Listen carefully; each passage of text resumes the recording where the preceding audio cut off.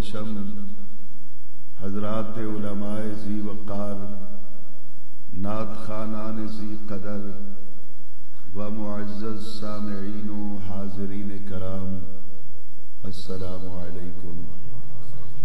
قبل اس کے کہ انتہائی مختصر وقت میں اپنی معروضات جناب کی سماعتوں کی نظر کروں، دل سے دعا کیجئے کہ خلاق عالم جل وعلا شانہ و اعظم برہانہ اپنے پیارے حبیب صلی اللہ تعالی علیہ وعلا آلہ و اصحابہ وسلم کے طفیل آج کی اس پروقار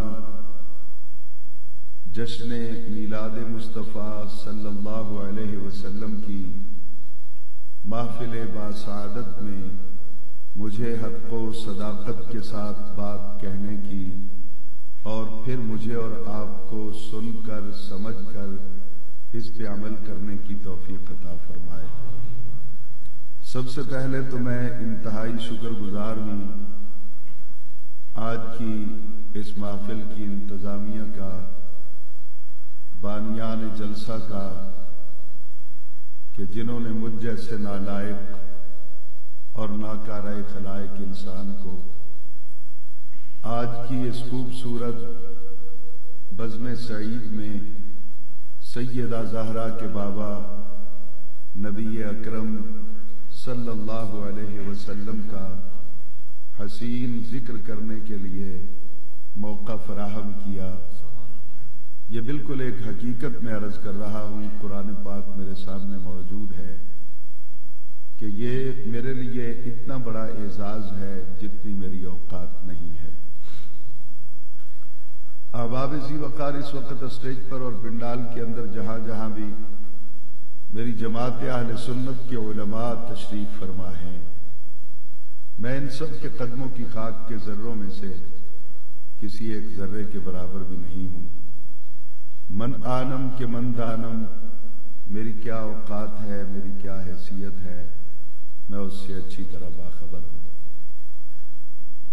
فن خطابت سے آشنائی نہیں رکھتا ہوں کہ کوئی خوبصورت خطاب جناب کی سماعتوں کی نظر کروں، اور فن تقریر سے بھی واقف نہیں ہوں کہ میں کوئی حسین لفظوں کا انتخاب کروں اور جناب کی سماعتوں کی نظر کروں۔ میں تو پچھلے 28 برس سے چٹائی پہ بیٹھ کر سیدہ زہرا کے بابا کی نوکری کرنے والا ایک فقیر سا انسان ہوں۔ آج کی حاضری بھی اسی سلسلے کی ایک کڑی ہے۔ پتہ نہیں وہ کون سی وجہ تھی کہ آپ احباب نے مجھ جیسے نالائق کو اتنا بڑا اعزاز دیا کہ آپ لوگوں کے ساتھ مل کر میری زندگی کی ایک اور تاریک رات سرکار کے ذکر سے روشن ہو جائے۔ قرآن مجید فرقان حمید کے 5ویں پارے میں سے میں نے کچھ آیات مبارکہ کو آپ کے سامنے تلاوت کیا ہے، بلا تمہید و بلا تاخیر۔ چونکہ ابھی یہ محفل جاری رہے گی، میرے پیارے محبوب صلی اللہ علیہ وسلم کی بارگاہ اقدس میں منظوم ہدیہ عقیدت پیش کرنے کے لیے میرے وطن عزیز کے نعت خوان خوبصورت انداز میں خراج عقیدت پیش کریں گے۔ مجھے کچھ دیر کے لیے اسٹیج پر آنے کا حکم ملا کہ قبل اس کے کہ سرکار کی نعت پڑھی جائے میں یہ عرض کروں کہ ہم 1432 برس گزرنے کے بعد بھی اتنے دیوانے کیوں ہیں سرکار کے؟ وہ وجہ کیا ہے کہ فتوے بھی لگتے ہیں، ہمیں مشکل حالات سے بھی گزرنا پڑتا ہے، باوجود اس کے سرکار کی محبت ہم سے چھوڑی نہیں جاتی۔ اس سلسلے میں ہم قرآن مجید فرقان حمید کی ان آیات سے استفادہ کریں گے۔ قبل اس کے کہ میں آیات مقدسہ کا متن اور اس کی ٹرانسلیشن جناب کی سماعتوں کی نظر کروں، تھوڑا سا اس کا بیک گراؤنڈ عرض کرنا چاہتا ہوں۔ اسلام جب مکۃ المکرمہ سے ہجرت کر کے مدینہ پہنچا، اسلام کی پہلی سٹیٹ معرض وجود میں آئی، جس کے سربراہ مملکت میرے اور آپ کے آقا و مرشد لجپال نبی صلی اللہ علیہ وسلم سربراہ مملکت بنے۔ اسلام کا نظام حکومت جو تھا اس کا اجرا کیا گیا، افرادی قوت بڑھنے لگی، مال غنیمت کی صورت میں فنڈنگ ہونے لگی، زکوٰۃ کی صورت میں اور عشر کی صورت میں بھی باقاعدہ اس نظام کا بھی اجرا ہو گیا۔ افراد جب بڑھنے لگے، اسلام جب فورس میں آنے لگا، تو یہ دنیا کا دستور ہے کہ جب بھی کوئی طاقت میں ہوتا ہے تو کافی لوگ اپنے پرسنل بینیفٹس کی خاطر، ذاتی مفادات کی خاطر اس کے ساتھی بن جاتے ہیں۔ میں نے بھی اور آپ نے بھی وطن عزیز کے اندر حکومتوں کو بنتے بھی دیکھا، حکومتوں کو گرتے بھی دیکھا، اور یہ بالکل ایک حقیقت ہے جس کو آپ نے مشاہدہ کیا ہوگا کہ جب حکومتیں بنتی ہیں تو کئی چہرے اس حکومت کی حمایت کا اعلان کرنے کے لیے میدان عمل میں نکل آتے۔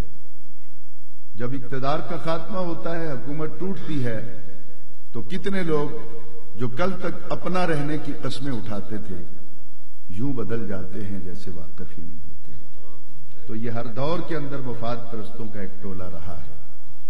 اسلام جیسے ہی منتقل ہوتا ہے مکۃ المکرمہ سے مدینہ طیبہ میں، تو یہاں کافر اور مومن کے درمیان ایک تیسرا گروہ پیدا ہوتا ہے جو نہ ان کے ساتھ مخلص تھا نہ مسلمانوں کے ساتھ مخلص تھا، وہ اپنے ذاتی مفادات کو ترجیح دیتے تھے۔ ان لوگوں کو قرآن پاک نے منافق کہا۔ یہ منافقین جو تھے تو بہت کم تعداد میں، لیکن چونکہ اس علاقے کے بااثر لوگ تھے، اس لیے اکثر و بیشتر ان کا طریقہ کار یہ ہوتا تھا کہ کوئی ایسا عمل کیا جائے، کوئی ایسا کام کیا جائے جس سے آبگین آئے، دل نبوت ٹوٹنے لگے اور سرکار مدینہ صلی اللہ علیہ وسلم ڈسہارٹ ہوں، آپ اپنے مشن سے پیچھے ہٹ جائیں۔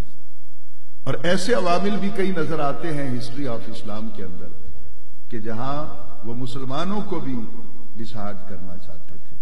اس طرح چلتے چلتے جناب والا یہ ایک دور آتا ہے جس دور کے اندر وہ باقاعدہ ایک پروگرام ترتیب دیتے ہیں کہ جب نبی اکرم صلی اللہ علیہ وسلم کی محفل سجتی، چونکہ اسلام کا ابتدائی دور تھا، قرآن پاک نازل ہو رہا تھا، تو قرآنی آیات کی جتنی بھی ان کی تفہیمات تھیں، مفاہیم تھے ان کے، وہ تو نبی پاک نے سمجھانے تھے۔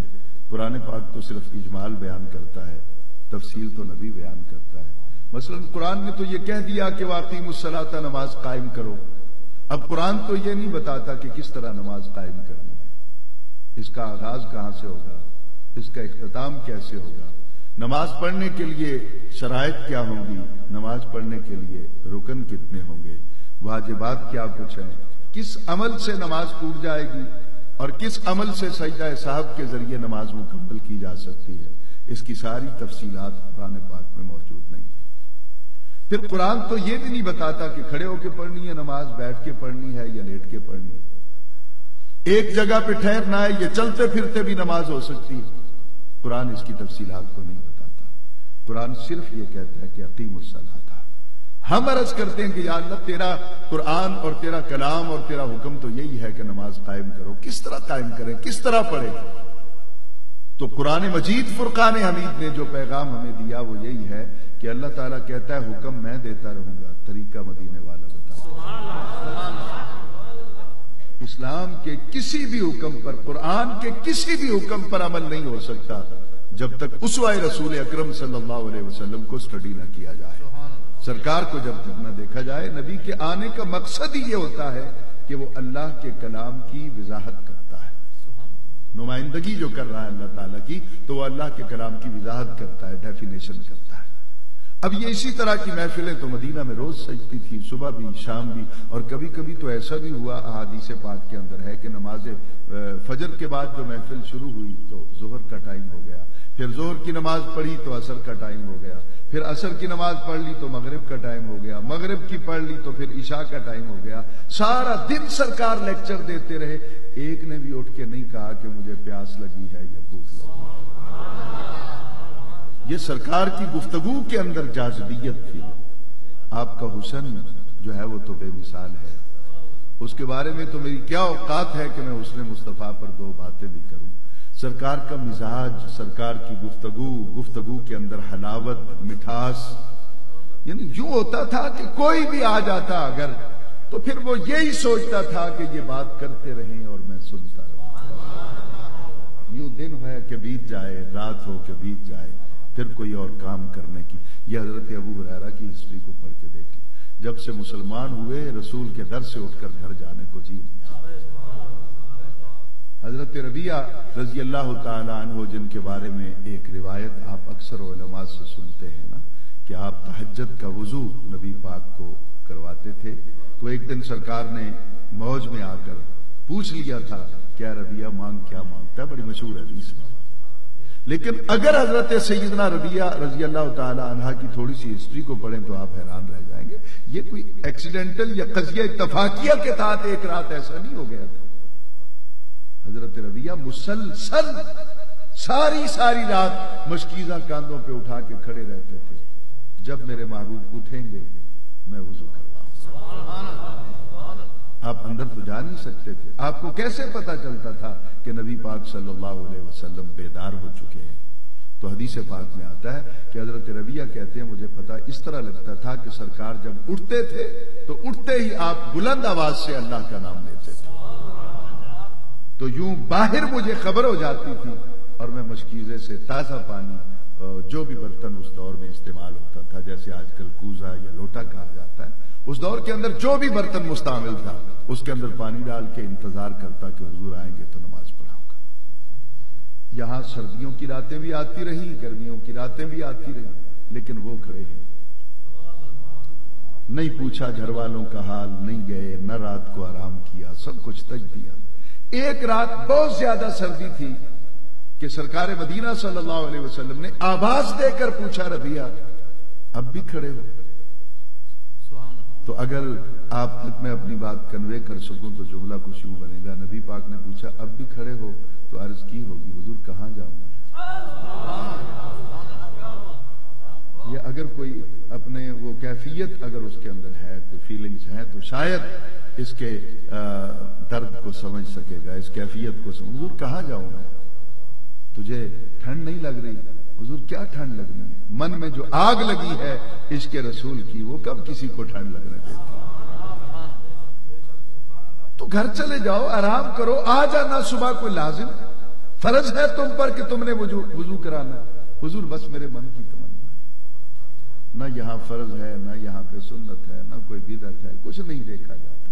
جب یار کو منانا ہو نا تو پھر پوچھو بلے شاہ سے کس طرح منانا، پھر پوچھو خواجہ غلام فرید سے کہ کس طرح منایا جاتا ہے۔ یہ تو باقاعدہ ایک ہسٹری موجود ہے ہماری اسلام کے اندر۔ آپ نے کہا حضور میں ٹھیک ہوں، بس آپ آرام فرمائیں۔ اب سرکار کو قرار کیسے آئے، میرے آقا کو آرام کس طرح آئے کہ اگر ان کا کوئی غلام باہر سردی میں ٹھٹھرتا رہے؟ آپ نے کہا گھر نہیں جاتے ہو نا تو میرے پاس ہی آ جاؤ۔ میں شاید نہیں بات کر سکا، میں نے کہا تھا کہ میں لفظوں سے کھیل نہیں سکوں گا، میں نے تو بات اسی طرح کرنی ہے جس طرح کلاس روم میں کرتا ہوں، لیکن یہاں تھوڑا سا لہجہ چینج ہوگا، وہاں دھیمے لہجے میں بات ہوگی۔ آپ نے کہا اپنے گھر نہیں جاتے تو میرے پاس ہی آ جاؤ۔ یہ ہے ربیعہ کی محبت کی معراج، اور یہ بتایا میرے آقا صلی اللہ علیہ وسلم نے کہ غلام صرف غلامی کے لیے نہیں ہوتا، غلام سے پیار بھی کیا جاتا ہے۔ میرے آقا نے آ کر غلامی کا مزاج بدل دیا۔ آپ نے کہا اندر آ جاؤ حضور، میں میری اوقات نہیں۔ آپ نے کہا نہیں، آ جاؤ۔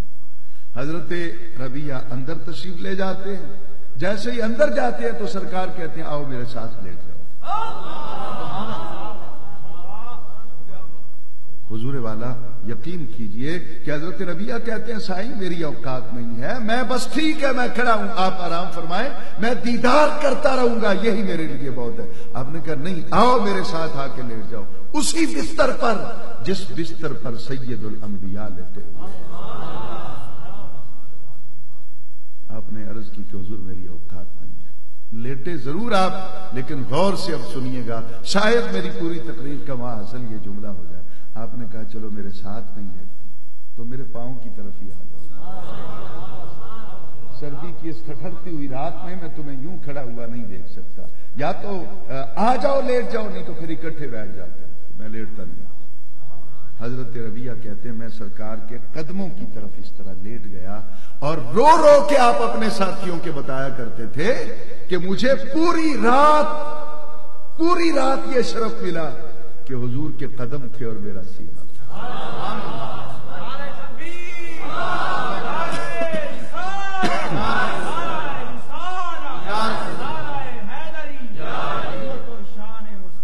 پوری رات ان کو یہ شرف ملا، اور پھر ایک مرحلے پر وہ یہ بھی بتاتے ہیں کہ ایک مرتبہ مجھے اس معراج میں اور معراج ملی۔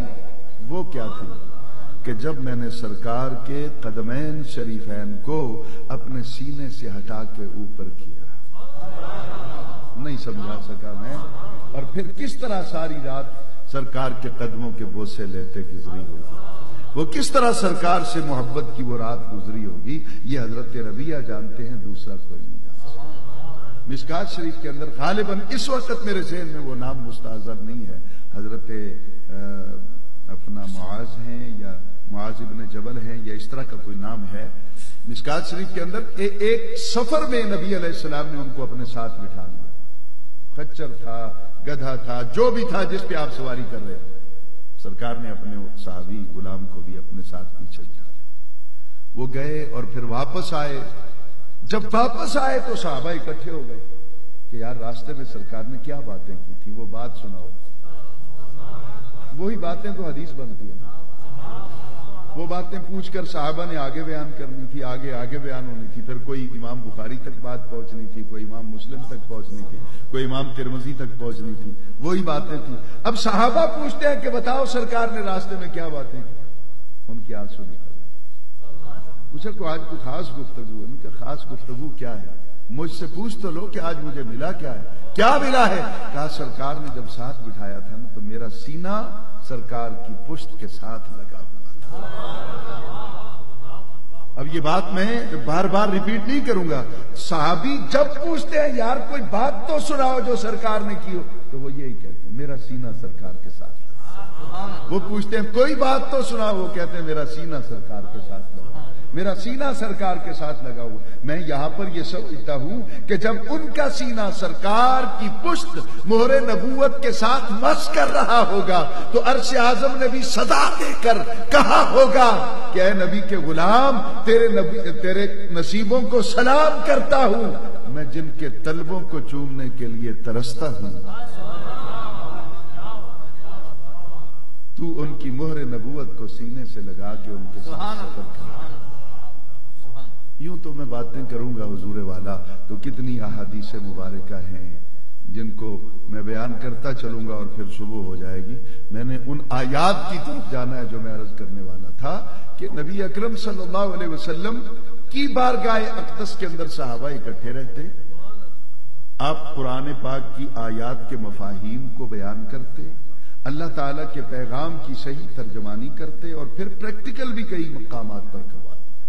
یعنی کافی چیزیں ایسی ہوتی علم حاصل کرنے کے لیے کہ ان کو صرف زبانی نہیں کہا جاتا، کچھ پریکٹیکل کرانا ہوتا، پریکٹیکل کے بغیر سمجھ نہیں آتا۔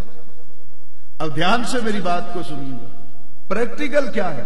سرکار آگے کھڑے ہو گئے، صحابہ کو پیچھے لائن میں لگا کے کھڑا کر دیا، وہ پوچھ رہے ہیں کیسے رب کی عبادت کریں، نماز کس طرح پڑھیں؟ تو آپ نے کہا صلو کما رأیتمونی اصلی، آج نماز اس طرح پڑھو جس طرح تم مجھے پڑھتا ہوا دیکھو۔ حضور پوری دنیا کے اہل علم طبقے کو میں دعوت دیتا ہوں کہ کوئی مقتدی اپنے امام کو نہیں دیکھ سکتا مسلسل، اٹھ جائے نظر تو علیحدہ بات، تسلسل کے ساتھ امام کو دیکھتے رہنے سے نماز باطل ہو جائے گی۔ اور جس کو تو اپنے جیسا کہتا ہے وہ کہتا ہے مکمل تب ہوگی جب تو مسلسل عبادت اس کی کر، زیارت مصطفیٰ کی کر۔ تو اس طرح سرکار پریکٹیکل بھی کرواتے تھے۔ تو وہ محفل جو سجتی تھی، تو اب منافقین نے یہ ایک طریقہ بنا لیا تھا اس محفل کے لوگوں کو ڈسٹرب کرنے کے لیے، ڈسہارٹ کرنے کے لیے۔ جب محفل شروع ہوتی نا تو 2-4 وہاں سے اٹھ جاتے، 2-4 درمیان سے، 1-2 آگے سے، 2-3 ادھر سے، وہ 10-12-15 جو لوگ تھے وہ پروگرام کے تحت پوری محفل میں جو اٹھنا شروع کر دیتے۔ تو نئے آنے والے لوگ جو تھے، جو آج پہلی مرتبہ محفل میں بیٹھے تھے، وہ یہ سوچنے لگتے کہ یار یہ بھی جا رہا ہے، وہ بھی جا رہا ہے، وہ بھی جا رہا ہے، شاید یہ محفل اتنی اہم نہیں ہے، یہ لیکچر جو ہو رہا ہے اتنا اہم نہیں ہے، باقی جو لوگ جا رہے ہیں ان کے تن کتنے اجلے ہیں، اچھے کپڑے پہنے ہوئے، یہ جو جا، چلو ہم بھی چلتے ہیں، کل کے لیکچر میں آ جائے۔ اس طرح ان کی وجہ سے محفل میں کھلبلی مچ جاتی، محفل کے اندر صحابہ ڈسٹرب ہوتے، لیکن سب سے زیادہ چوٹ لگتی آپ گینا دل مصطفیٰ پر۔ وہ کرچی کرچی ہو جاتا، پلکوں کا ہلکا ٹوٹتا، رخسار بھیگ جاتے، ریش مبارک تر ہو جاتی۔ تو خلاق عالم نے ایک دن جبرائیل امین کو بھیج دیا کہ جا جا کے میرے محبوب کو پیغام دے، یہ جاتے ہیں تو جانے دو ان کو۔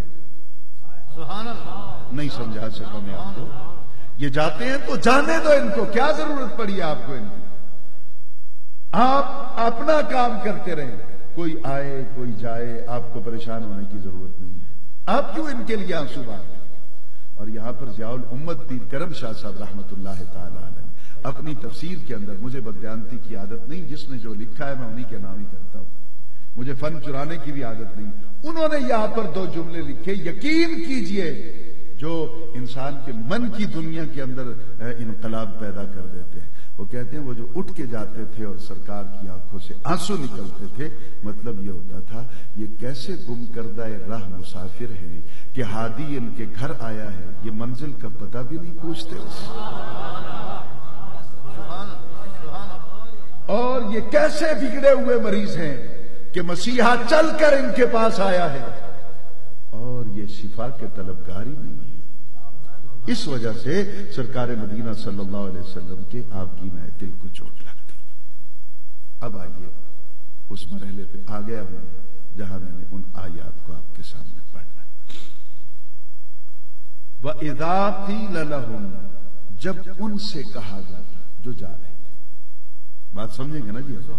اب وہ پورا ڈیٹا اس کا جو تھا میں نے آپ کی خدمت میں عرض کر دیا۔ وہ اٹھ کے جا رہے، وَإِذَا قِيلَ لَهُمْ، جب ان سے کہا جاتا ہے تعالو، آ جاؤ، نہ جاؤ، نہیں سمجھا نہیں پا رہا میں، تعالو آ جاؤ، الی ما انزل اللہ، اس کی طرف آ جاؤ جس کو اللہ نے نازل کیا ہے۔ کس کو نازل کیا ہے؟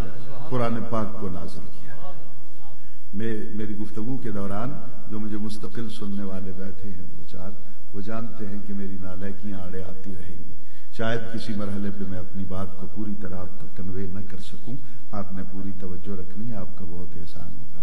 اس فقیر کو بلا لیا ہے تو چند لمحے آپ کے مجھے انتہائی چاہیے، پوری توجہ چاہیے۔ اب سنیے گا، تعالو، آ جاؤ، الی ما انزل اللہ، اس کی طرف جسے اللہ نے نازل کیا ہے، قرآن کی طرف آ جاؤ۔ جب قرآن کی طرف بلوا لیا تو اب کسی اور کی ضرورت تو نہ رہ گئی۔ یہ تو لاریب کتاب ہے نا، بے عیب کتاب ہے، اس میں کوئی ابہام نہیں ہے، اس میں کوئی شک نہیں ہے، تفصیل موجود ہے اس کے اندر، پوری کائنات کے علوم سے بھری ہوئی ہے یہ کتاب۔ جب اس کی طرف کسی کو بلوا لیا گیا، دعوت دے دی گئی اور اس نے اس کو ایکسپٹ کر لیا، قبول کر لیا، تو اب کسی اور کی کیا ضرورت ہے؟ لیکن قرآن خود ایک حقیقت کو بیان کرتا ہے، تعالو، آ جاؤ، الی ما انزل اللہ، قرآن کی طرف، وَإِلَى الرَّسُولِ، اور رسول۔ اگر قرآن ہی منزل ہے تو رسول کی ضرورت کیا ہے؟ اگر قرآن ہی صرف سرچشمہ ہدایت ہے تو اے سیدہ زہرا کے بابا کی کیا ضرورت ہے، پھر حسنین کے نانا کی کیا ضرورت ہے؟ لیکن قرآن نے دونوں کو لازم و ملزوم کر دیا۔ آنا ہے نا تو ایک کے پاس نہیں سمجھا نہیں سکا میں، جو ارباب علم و دانش بیٹھے ہیں، آنا ہے تو ایک کے پاس نہیں آنا، صرف قرآن کے پاس نہیں آنا، آنا ہے تو دونوں کے پاس آؤ، پہلے قرآن کے پاس پھر رسول کے پاس، اور آنے کا انداز یہ ہو کہ قرآن کو سینے سے لگاؤ اور مصطفیٰ کے در پہ چلے جاؤ، کیونکہ تم قرآن کو سمجھ نہیں سکو گے۔ قرآن پاک جہاں سرف چشمہ ہدایت ہے نا سائیں، وہاں قرآن پاک جو ہے اس کو پوری طرح اگر سمجھ کر نہ پڑھا جائے تو باعث گمراہی بھی بنتا ہے۔ اب یہ میں نے بڑی بات کر دی، تو اس کے لیے مجھے قرآن پاک سے دو نظائر عرض کرنے ہیں آپ کی خدمت میں۔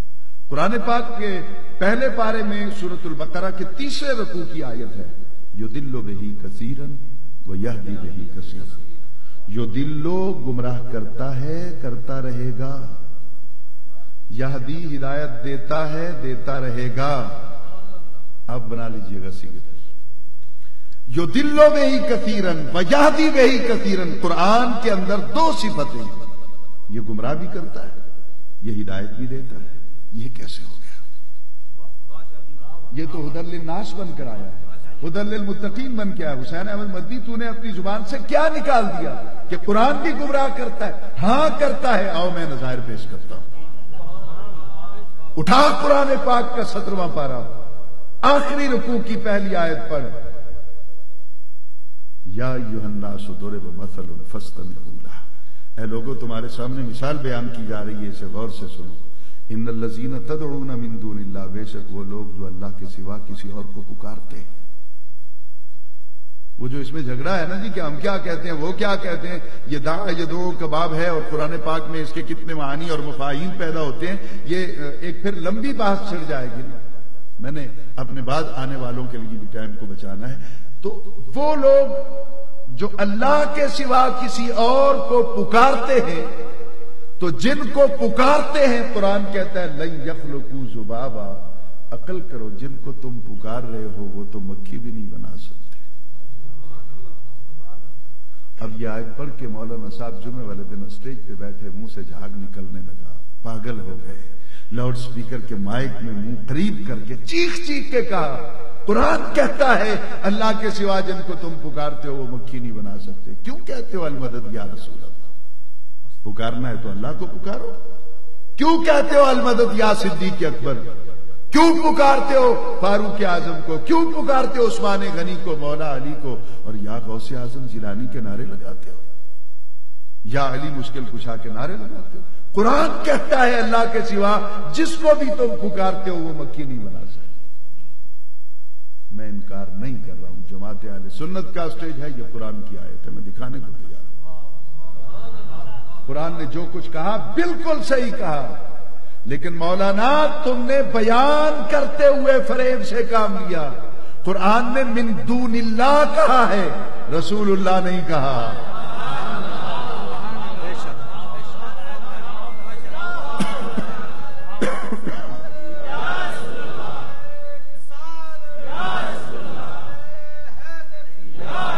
قرآن نفی کرتا ہے کہ من دون اللہ کو مت پکارو، ہم بھی مانتے ہیں نہیں پکارنا چاہیے، لیکن قرآن یہ نہیں کہتا کہ رسول کو نہ پکارو، قرآن یہ نہیں کہتا کہ اللہ تعالیٰ کے ولیوں کو نہ پکارو، قرآن نے کہیں منع نہیں کیا ہے۔ اب میں اس کی اپنا دوسری تصویر کا دوسرا، یہ منفی ہے، مثبت بھی دکھاتا۔ یہ لائٹ جل رہی ہے نا صحیح، خوبصورت منظر پیش کر رہی ہے، چہرے نکھر کے نظر آ رہے ہیں۔ اس لائٹ کے پیچھے دو تارے لگے، اگر ایک آیت سے ہی بات چل سکتی ہے تو پھر دو تارے کیوں ہیں؟ یہ اوپر سے آپ کو ایک نظر آ رہی ہے، اندر اس کے بھی ارتھ اور فیز موجود، پورا سسٹم آپ دیکھ لیجئے الیکٹرک کا، جہاں جہاں بھی بلب روشن ہوگا وہاں تارے دو آئیں گے۔ آپ ایک نکال دینا، مہنگائی کا زمانہ ہے، ایک تار سے کام چلا لیں۔ نہیں چل سکتا. منفی مثبت دونوں آئیں گے تو حقیقت نکلے گی نا. مولانا وہ آیتیں تو پڑھتا ہے تو جو من دون اللہ والی, کبھی باذن اللہ والی بھی پڑھ لیں. تو پارہ نمبر 3 سورہ آل عمران کی آیت نمبر 49, وَرَسُولًا إِلَىٰ بَنِي اسرائیل, رسول بن کے آئے بنی اسرائیل کی طرف عیسیٰ علیہ السلام, اور انہوں نے کہا انی قد جئتکم, بے شک میں لایا ہوں تمہارے پاس بِآیَةٍ مِّن رَبِّکُم, اپنے رب کی طرف سے کچھ نشانیاں لے کر آیا. آیت کا معنی نشانی بھی ہے, آیت کا معنی اپنا پاورز بھی ہے. میں اپنے رب کی طرف سے کچھ پاورز لے کے آیا, کچھ اختیارات لے کے آیا. کیا جی؟ انی اخلق لکم, میں بناؤں گا تمہارے لیے من الطین, مٹی سے, کہیت الطیر, پرندے کی مورت, جاؤ پانی بھی لے کے آؤ اور مٹی بھی لے کے آؤ. دونوں لے آئے, گارا بن گیا, تیار ہو گیا. اب آپ نے پکڑا گارا, پرندے کی ایک مورت بنانی شروع کر دی. یہ بھوگو گھوڑے تو بچے بھی بنا لیتے ہیں, نبیوں نے بھی یہ کام شروع کر دیا. حضور مورت بنا دیں گے تو کیا ہوگا, یہ اختیار ہے کوئی؟ آپ نے کہا تم صرف مورت بناتے ہو, آپ کیا کریں گے؟ کہا فَأَنفُخُ فِيهِ, میں پھونک ماروں گا اس میں, فَيَكُونُ طَيْرًا, پہلے وہ مٹی کی مورت ہوگی, جب میں پھونک ماروں گا اس میں تو مٹی کی مورت نہیں رہے گی, اس کی رگوں میں بلڈ دوڑنے لگے گا, دل دھڑکنے لگے گا, آنکھ اس کی دیکھنے لگے گی, دماغ اس کا سوچنے لگے گا, بازوؤں میں قوت پرواز آئے گی, پرندہ زندہ سب کے سامنے اڑ کے چلا گیا. مولانا تو نے جو آیت پڑھی 17ویں پارے کی من دون اللہ والوں کی, وہ مکھی نہیں بنا سکتے, اور میں نے جو آیت پڑھی باذن اللہ والوں کی, انہوں نے پورا پرندہ بنا دیا. کیا میں نے قرآن نہیں پڑھا؟ کیا میں نے کوئی حکایت سنائی؟ کیا میں نے کوئی افسانہ سنایا؟ تم تو قرآن پڑھتے ہو, میں بھی قرآن پڑھتا ہوں نا. تو جو پڑھتا ہے وہاں ہے من دون اللہ, جن کو میں بیان کرتا ہوں, جن کا نام لے کر آج بھی میری آنکھیں وضو کرتی ہے, جن کا نام آتے ہی دل دھڑکنے لگتا ہے, جن کی یاد آتے ہی پوری پوری رات کیف اور سرور میں گزر جاتی ہے, وہ بِإِذْنِ اللہ, وہ بِإِذْنِ اللہ والے. تو جو من دون اللہ والے ہیں مکھی نہیں بنا سکتے, ہم مانتے ہیں. جو بِإِذْنِ اللہ والے ہیں وہ پرندہ بھی بنا لیتے ہیں, اندھوں کو آنکھیں بھی دیتے ہیں, کوڑ کے مریضوں کو شفا بھی دیتے ہیں, اور پھر ہزاروں کے اجتماع میں اعلان کرتے ہیں کہ جاؤ تلاش کر کے لاؤ, کوئی مردہ ہے تو میں اس کو زندہ کرتا ہوں. ایک مردہ آیا, اس کو زندہ کیا, دوسرے کو, تیسرے کو, چوتھے کو, پھر قبر پہ لے گئے. یہاں میں کچھ کہنا چاہوں گا اگر میں سمجھا سکوں. کافر اکٹھے ہو کے آئے رسول کے پاس عیسیٰ علیہ السلام, اس ایک بہت پرانی قبر ہے, اگر اس کو زندہ کر دیں تو چلو تعارف تو ہو جائے گا, انٹروڈکشن ہو جائے گی کہ کس کی قبر ہے. اگر کوئی محترم ہے تو چلو ہم اس کا احترام کریں گے. کافر کا عقیدہ پتہ ہے کیا تھا؟ وہ رسول کو کسی بھی طریقے سے جھٹلانا چاہتا تھا. کافر کا عقیدہ تھا کہ قبر بہت پرانی ہے, اس میں تو کچھ نہیں بچا ہوگا. نہیں سمجھا نہیں سکا, میں نہیں سمجھا سکا, میں تلخ گفتگو نہیں کرنا چاہتا. آپ اہل محبت بیٹھے ہیں, اور ویسے بھی میرا وطن عزیز اب اس بات کا متحمل نہیں ہے, وگرنہ بہت زبانیں بولنی آتی. 28 برس بیت گئے ہیں, زندگی کا ایک دورانیہ ہے, جیلوں میں جا چکا ہوں, گولیاں کھا چکا ہوں, پرچے جھیل چکا ہوں, لیکن دانستہ میں اس طرف نہیں جانا چاہتا. میں کہتا ہوں کہ جماعت اہل سنت پورے ورلڈ کے اندر وہ جماعت ہے کہ اب تو امریکہ جیسا کافر بھی تسلیم کر گیا کہ کائنات کے اندر اگر کوئی پرامن جماعت ہے تو وہ یا رسول اللہ کہنے والوں کی.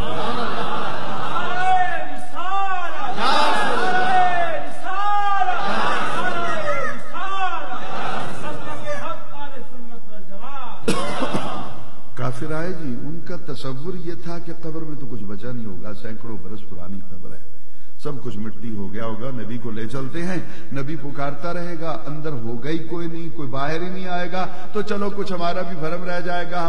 ہم یہ تو کہہ سکیں گے کہ کچھ کام نبی کر لیتے ہیں, سارے نہیں کر سکتے. ہم یہ تصور دیں گے لوگ. اب اللہ کے نبی ان کے ساتھ چل پڑے. مولانا صاحب سے یہ پوچھئے گا کہ عیسیٰ علیہ السلام اس قبر پر فاتحہ پڑھنے گئے تھے, اس کی مغفرت کی دعا کرنے گئے تھے؟ قبروں پہ کیوں جاتے ہیں جی؟ بس صرف جا کے دعا مانگ لو, ان کی بخشش ہو جائے, کچھ مانگنا مت, ان کو پکارنا مت. عیسیٰ علیہ السلام کیوں گئے تھے؟ کوئی دعا مانگنے گئے تھے؟ صاحب قبر کی مغفرت کے لیے گئے تھے؟ نہیں, کافر گئے تھے کہ قبر میں ہے کچھ نہیں. نبی گیا تھا دنیا کو بتانے کے لیے جس کا مزار ہے اسی کو بلاؤں گا, وہی آئے گا, تاکہ پتہ چلے جس کا گھر ہوتا ہے وہ گھر میں موجود رہتا ہے. بات سمجھ میں آ رہی ہے صحیح؟ تو حضرت سیدنا عیسیٰ علیہ السلام وہاں پہ تشریف لے گئے. آپ نے جا کے صاحب قبر کو آواز دی, قبر شق ہوئی, صاحب قبر باہر آ گئے. آتے ہی پوچھا قیامت آ گئی؟ یہاں میں ایک جملہ کہنا چاہوں گا اہل محبت کے لیے. آتے ہی پوچھا قیامت آ گئی؟ کہا نہیں. قبر کیوں شک ہوئی؟ کہا یہ کافر نبی کا اختیار نہیں مانتے. بات سمجھ میں آئی سی؟ یہ کافر نبی کا اختیار نہیں مانتے اور میں ان کو منوانا چاہتا ہوں تاکہ پتہ چلے جن پہ وہ راضی ہو جاتا ہے بس وہ کہیں تب بھی مان جاتا ہے, وہ نہ کہیں تب بھی مان جاتا ہے.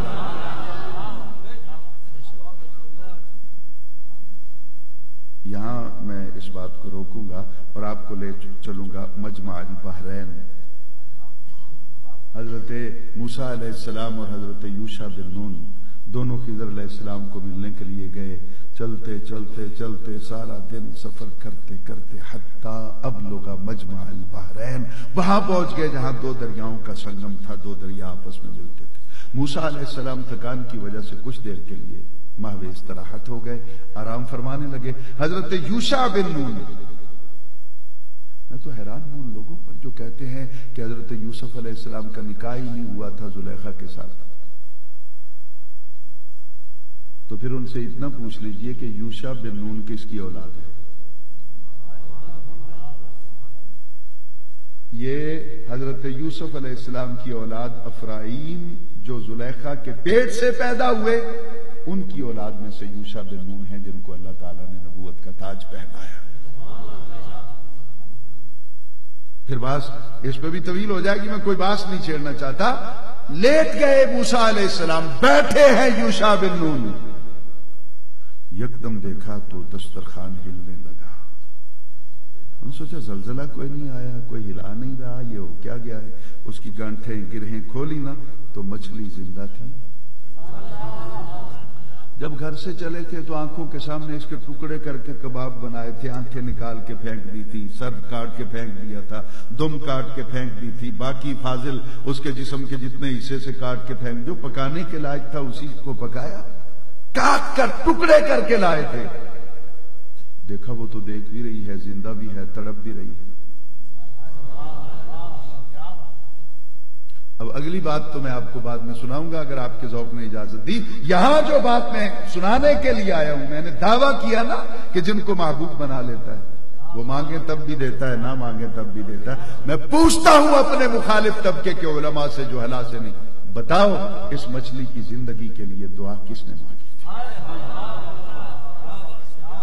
موسیٰ علیہ السلام سوئے ہوئے ہیں, یوشع بن نون بیٹھے ہوئے ہیں, خضر علیہ السلام تشریف نہیں لائے, یہ کیسے زندہ ہو گئی؟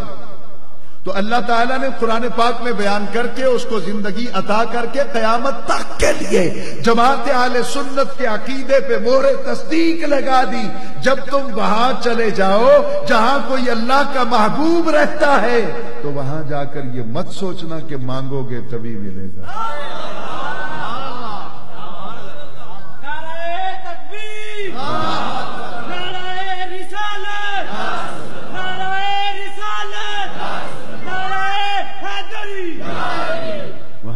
جاؤ گے تو مانگنے کی ضرورت نہیں, نہ مانگو گے تب بھی وہ جھولی بھر دے گا.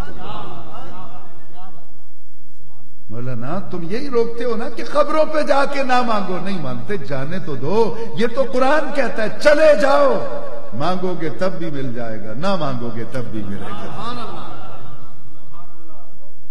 اب جو بات میں آگے لے کے جانا چاہتا ہوں، مچھلی جیسے ہی تڑپنے لگی تو آپ نے گرہیں کھول دی. مچھلی نے جمپ کیا، پانی کے اندر چلی گئی. قرآن پاک کہتا ہے فَاتَّخَذَ سَبِيلَهُ فِي الْبَحْرِ سَرَبًا. جیسے ہی مچھلی پانی کے اندر انٹر ہوتی ہے نا تو سرب ایک بہت بڑا غار بن جاتا ہے. مچھلی سٹریٹ درمیان میں جا رہی ہے، نہ پانی کو دائیں بائیں اوپر نیچے بالکل ٹچ نہیں کرتی، درمیان میں جا رہی. مچھلیاں بھی اڑنے لگی. نہیں، میں نہیں سوچا. مچھلیوں کو بھی قوت پرواز مل گئی. اس کے پر تو ہے نہیں، پرواز کیسے کر رہی ہے؟ یہی تو مزہ ہے نا. کبھی جانا رسول کے در پہ، بے پروں کو بھی پر مل جاتے ہیں، بے زوروں کو زور ملتا ہے. جن کو طاقت نہیں ہوتی ان کو بھی قوت عطا کر دی جاتی. کہ پوچھ حضرت جابر سے جا کر، جب ان کا گھوڑا سست رفتار تھا، بار بار پیچھے رہ جاتے، سرکار نے پیچھے مڑ کر دیکھا، یار تم ساتھ کیوں نہیں چلتے؟ حضور یہ کمزور اتنی ہے گھوڑی، یہ چل نہیں سکتی. آپ نے کہا اچھا.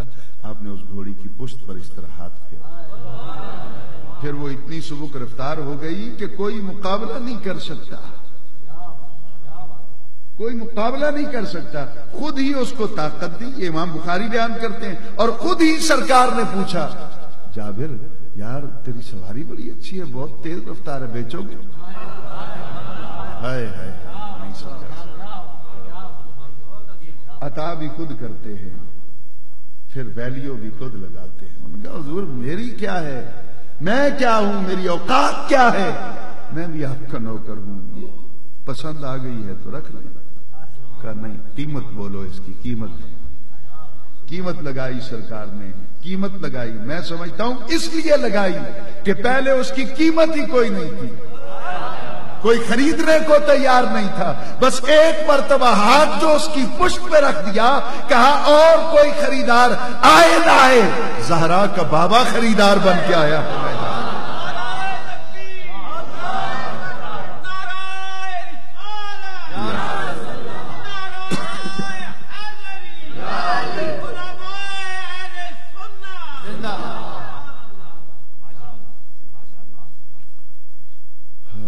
وہ مچھلی جا رہی ہے. حضرت یوشع بن نون نگاہ نبوت کے ساتھ دیکھ رہے ہیں کہ تا حد نظر اس نے پانی کو ٹچ نہیں کیا، ادھر ادھر اوپر نیچے. قاری شیر بہادر سجن صاحب اجازت دیں تو یہاں پہ میں ایک بات عرض کروں. آپ احباب بھی اجازت دیں. پانی کو ٹچ نہیں کرتی، پانی پیچھے ہٹا ہوا ہے. وجہ اس کی کیا؟ جب شاگرد چھوڑ کے جاتا ہے نا کلاس، 15-20 دن دھکے کھا کے لوٹ کے آتا ہے تو استاد نخرہ دکھاتا ہے، یار میں تو جاہل ہوں، پڑھا نہیں سکتا، جا نہ اس ادارے میں جا کے پڑھ لیتا ہے. جب کبھی مرید جاتا ہے تو لوٹ کے آتا ہے دھکے کھا کے، تو پھر پیر بھی کہتا ہے جا نہ وہاں سے خلافت لے لے، میرے پاس تو کچھ بھی نہیں. جب بیٹا گھر سے کبھی ناراض ہو کے چچا کے پاس یا ماموں کے پاس چلا جاتا ہے، مہینہ 2 مہینے دھکے کھا کے آتا ہے نا، وہی ماں جو ساری رات رو رو کے اس کو یاد کرتی تھی، جب آتا ہے نا لوٹ کر تو ماں بھی تھوڑا سا نخرہ دکھاتی، جا جا جا اب چاچا کے پاس چلا جا. من میں ٹوٹی ہوئی ہوتی ہے، اس کے بنا جی نہیں سکتی، لیکن یہ دستور ہے زمانے کا. جا. حضور اسی طرح مچھلی جب لوٹ کے آئی نا پانی میں تو پانی نے نخرہ دکھایا، پانی ہٹ گیا کہ منت کرے گی، آئے گی، میرے بنا جی نہیں سکی نا. مچھلی پانی کے بغیر جی نہیں سکتی نا، میرے بنا جی نہیں سکی نا، لوٹ آئی ہے نا. پھر اب منت کرے گی تو تب تیرے جسم کو میں فیض یاب کروں گا، بھگوؤں گا. لیکن وہ اسٹیٹ پرواز کرتی ہوئی جاتی ہے اور جاتے جاتے پانی کو پیغام دیتی ہوئی جا رہی ہے. میں نے ریپیٹ نہیں کرنا جملہ، غور کیجئے گا. یہ میری 28 برس کی محنت ہے جو میں آپ سے شیئر کر کے لوٹ جاؤں گا. جاتے جاتے وہ پانی کو پیغام دیتی ہے، بیت گئے وہ دن جب میں تیری محتاج ہوا کرتی تھی، اب میں رسول کے گھر سے ہو آئی ہوں.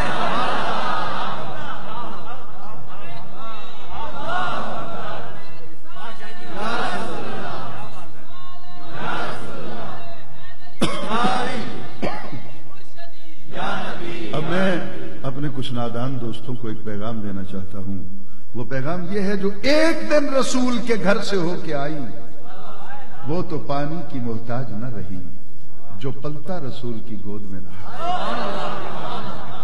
جو کھیلتا آغوش رسالت میں رہا، جو سفر دوش رسالت پہ کرتا رہا، جس کے لیے سجدوں کو طویل کیا گیا، جو صبح اٹھ کر رسول کو تکتا، رات کو سونے سے پہلے رسول کو تکتا، جس کی رگوں میں رسول کا خون، جس کے بدن میں زہرا کا دودھ، جو مولا علی کا بیٹا، طرفین سے جدھر سے بھی دیکھیں نبوت کا فیض ہی سب کو مل رہا ہے، وہ کربلا میں جا کے 3 دنوں میں اتنا مجبور ہو گیا تھا پانی سے کہ بھیک مانگنے چلا گیا کوفیوں کے پاس کہ پانی کے 2 قطرے دے دو۔ یہ بھکاری حسین کوئی تیرا ہوگا، میرا نہیں۔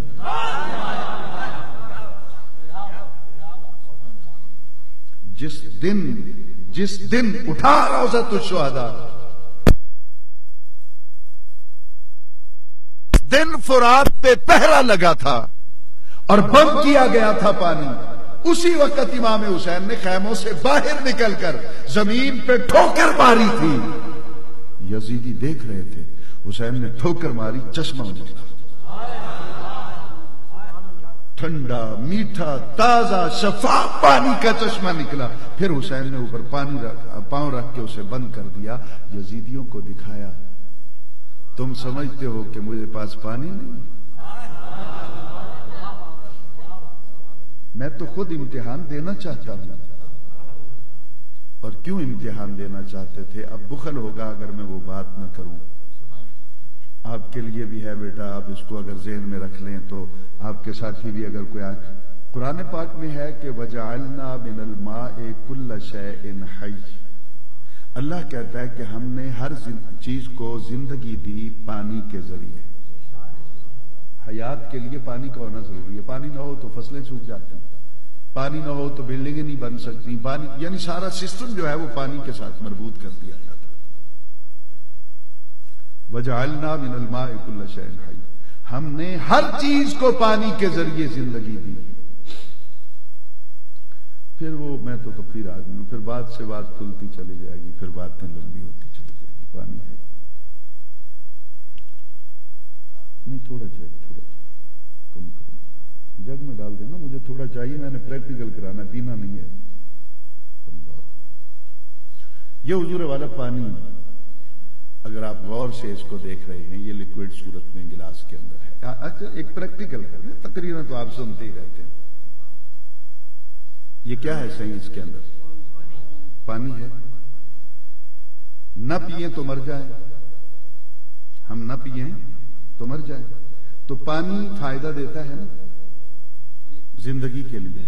پانی ہوگا تو فصلیں ہوں گی، پانی ہوگا تو پودے اگیں گے، پانی ہوگا تو ہم اپنی بلڈنگیں بنانے کے لیے مٹیریل لے کے آئیں گے۔ پانی ضروری ہے، فائدہ دے رہا ہے۔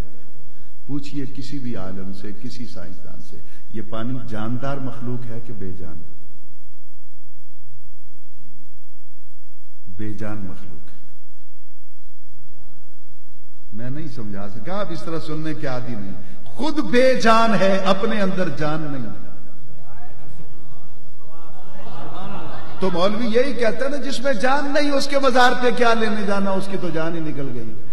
جس میں جان نہ ہو وہ تو فائدہ نہیں دے سکتا، جس میں جان نہ ہو وہ تو تیری ضرورتوں کو پورا نہیں کر سکتا۔ اس میں جان نہیں ہے، جس میں جان نہ ہو فائدہ نہیں دیتا نا، تو آج کے بعد غیرت کر، پانی پینا چھوڑ دے۔ تو یہ جو تو پانی پیتا ہے نا، اس کا ایک ایک قطرہ تمہیں پیغام دیتا ہے کہ وہ اگر چاہے تو بے جان جو ہوتے ہیں ان کے ذریعے بھی فائدہ پہنچا دیتا ہے۔ بات سمجھ میں آ گئی سی؟ اب میں پھر ادھر چلوں کہ پانی نہ ہو تو حیات کا پہیہ جام ہو جاتا ہے، سٹاپ ہو جاتا ہے، زندگی مفقود ہو جائے گی۔ پانی نہ ہو تو مر جائے گی یہ مخلوق اگر پانی نہ ہو تو۔ حسین نے 3 دن اپنا پانی بند کروا کے جام شہادت نوش کرنے سے پہلے پہلے زمانے کو پیغام دے دیا، وہ اور ہیں جو پیے بنا جی نہیں سکتے، یہ رسول کی اولاد ہے جو بن پیے بھی جی لیتے ہیں۔ میں پھر ادھر چلا جاؤں گا تو پھر کل برات تک لمبا سفر ہے، میں پھر پیچھے لوٹ کے آتا ہوں اپنی منزل کی طرف۔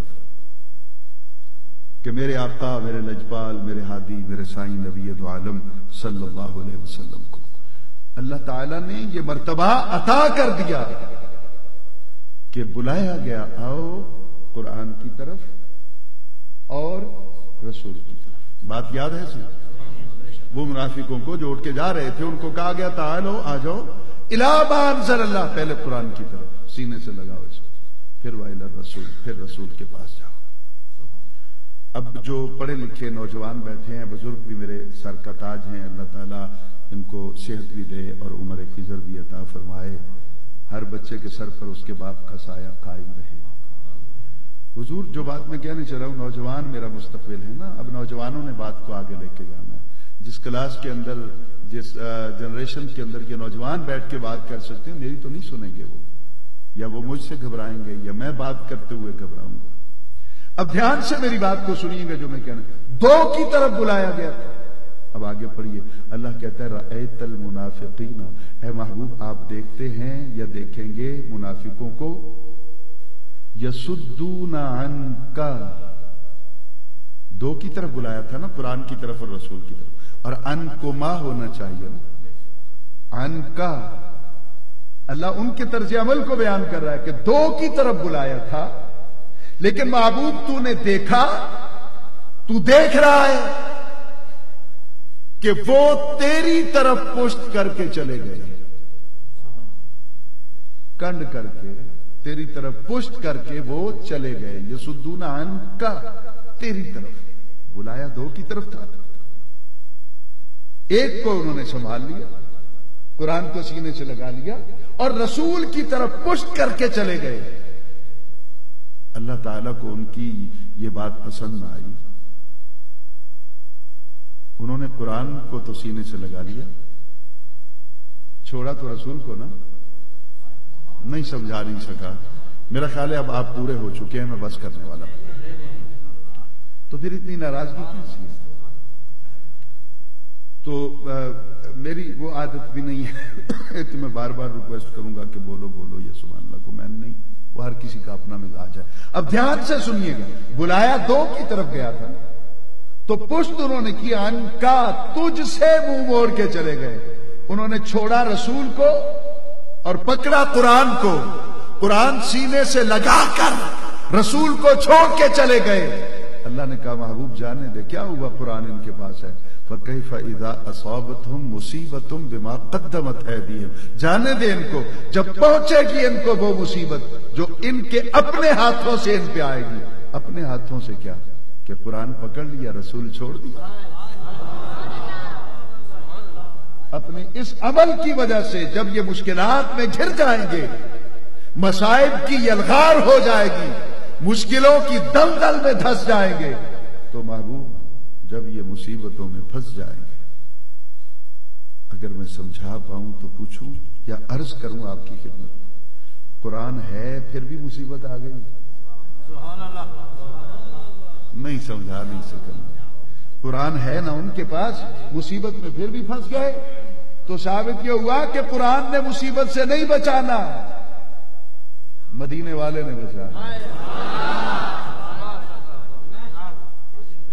پھنس جائیں گے جب تو پھر ہوگا قرآن ان کے پاس، لیکن ثم جاؤک، پھر آئیں گے لوٹ کے تیرے ہی در پر، تیرے سوا گزارا نہیں ہو سکے گا، پھر آ کر ان کو تیرے در پہ التجا کرنی پڑے گی، پھر یہ کہنا پڑے گا ان کو کہ پھر یہ کہنا پڑے گا ان کو کہ حضور کیا یحلفون باللہ ان اردنا الا احسانا و توفیقا۔ یہ چٹ آئی ہے، کوئی اعتراض نہیں آیا۔ شاید میں قرآن پاک سے جو تناظر پیش کر رہا ہوں، میرے اس دوست کی سوئی ایک جگہ پہ اٹکی ہوئی ہے کہ میں صرف اویسے قرنی کو بیان کروں۔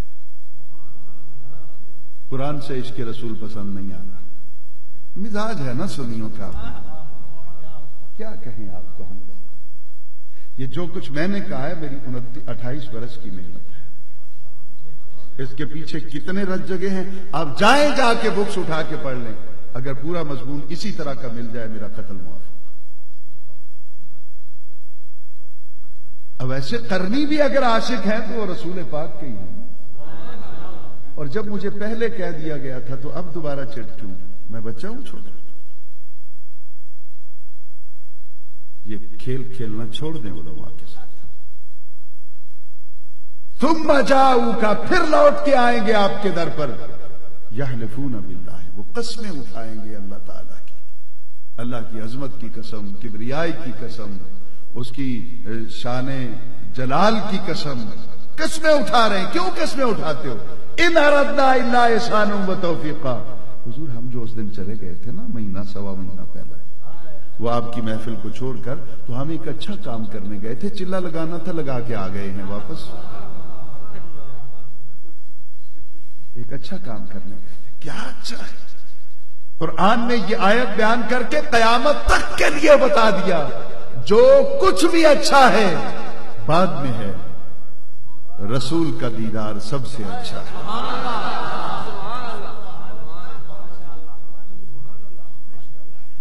दीदार रसूल से बेहतर और क्या है? सही सब आज हम नमाजें पढ़ के नमाजी बन जाएंगे, गाजी बन जाएंगे, शहीद बन जाएंगे, हाजी बन जाएंगे, सहाबी तो नहीं बन सकते। सहाबी तो नहीं बन सकते। सहाबी तो वो ही बना ना जिसने रुखे रसूल अकरम सल्लल्लाहु अलैहि वसल्लम को बहालत ईमान देख लिया। और मेरे महबूब का चेहरा है ही ऐसा।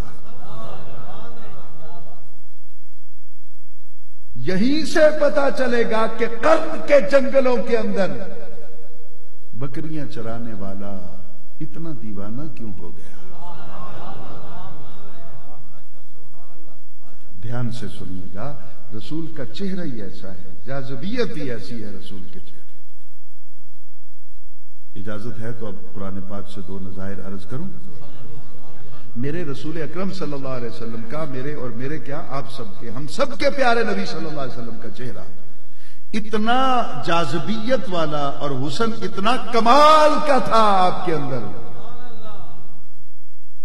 नकीब महफिल को मैं सुनता रहा, पास ही बैठा हुआ था। बहुत खूबसूरत गुफ्तगू फरमाते हैं। अल्लाह ताला इनको उम्र में भी बरकत दे, गुफ्तगू में भी मजीद सलीका और निखार पैदा करे। अक्सर नकीब महफिल जो होते हैं वो लफ्ज बयान तो करते हैं लेकिन मानी से वाकिफ नहीं होते। उतार चढ़ाव आता है, लोग सुबहान अल्लाह के शोर में सब कुछ दब जाता है। लेकिन मैंने गौर से सुना, जिंदगी में पहली बार किसी नकीब महफिल को सराह रहा हूं कि उन्होंने जो कुछ भी कहा बहुत खूब कहा और बहुत बेहतर कलाम पढ़ा। वो 3rd डिग्री का जो एक कलाम होता है जिसको सुनकर पता ही नहीं लगता कि ये हमारा अकीदा भी है इसके साथ या कि नहीं, वो इन्होंने नहीं पढ़ा। पीर नसीरुद्दीन नसीर रहमतुल्लाह ताला अलैह, जिनके दर के नौकरों में से, अदना नौकरों में से एक नौकर मैं भी हूं। तो मेरे पास वो अक्सर रात को ठहरते थे। आज भी लाइब्रेरी में उनके मेरी किताबें मौजूद होंगी, जिसमें जामिउल मसानीद 41 जिल्दों में है। जब वो एक दिन मेरे घर में मेरे पास आए बगैर इतला किए, बिल्कुल जब बाहर उतरे तो उस वक्त मुझे कॉल की कि मदनी साहब मैं आ गया हूं। हैरान रह गया, पूरा शहर हैरान रह गया। बस जल्दी आए, सीढ़ियां चढ़े ऊपर कमरे में। वो मैं उस वक्त मुताले कर रहा था। कहने कि ये कौन सी किताब है? मैंने कहा जामिउल मसानीद। अच्छा चलो पैक कराओ, गाड़ी में रखवा दो। मैंने कहा जी ठीक है। मैंने गाड़ी में रखवा दी। ये उस दौर की बात है जब परवेज मुशर्रफ उनको वजीर बनाना चाहता था, वजीर औकाफ, मजहबी उमूर का वजीर बना। तो उस रात जब ब्रिगेडियर और जनरल आस्ताना आलिया गोल्डा शरीफ में उनको मनाने गए थे कि आप मिनिस्ट्री कबूल कर लें, इत्तफाक से मुझसे आपकी बात होती तो मुझे कहते हैं मदनी साहब, मैंने कहते मुझे कितने पागल हैं, मैनू मिनिस्ट्री देने वास्ते आए। हुण जिहड़ी तुसां किताब भेजी है मैं वो पढ़ा या मिनिस्ट्रियां दूं?